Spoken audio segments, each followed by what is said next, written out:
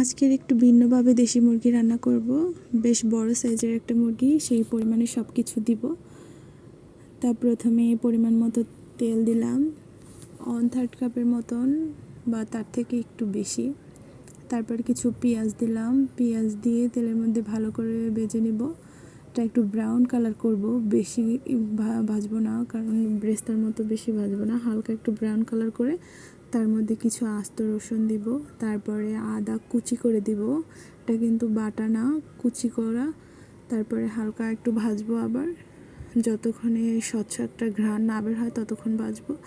ভাজার পরে কিছু বাটা মশলা অ্যাড করব। রসুন বাটা, পেঁয়াজ বাটা 2 টেবিল চামচ করে, 2 টেবিল রসুন বাটা, 2 টেবিল পেঁয়াজ বাটা, তারপরে 2 টেবিল কাঁচামরিচ বাটা। তারপর কিছু গুঁড়া মশলা অ্যাড করব।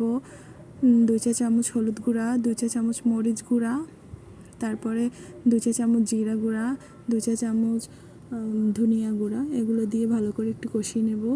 এই যে যতক্ষণ তেল না বেরিয়ে আসবে ততক্ষণ পর্যন্ত কষাবো।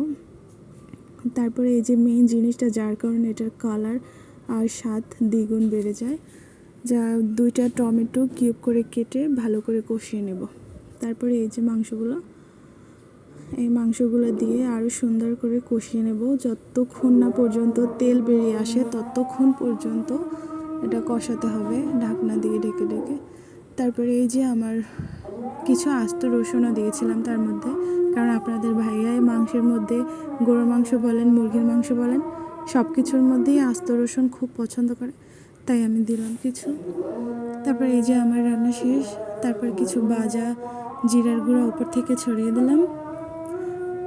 এই মাংসটা খেতে অন্য সব মাংসের থেকে অনেক বেশি টেস্ট হয়। কালারটাও দেখেন আপনারাই কত সুন্দর আসছে।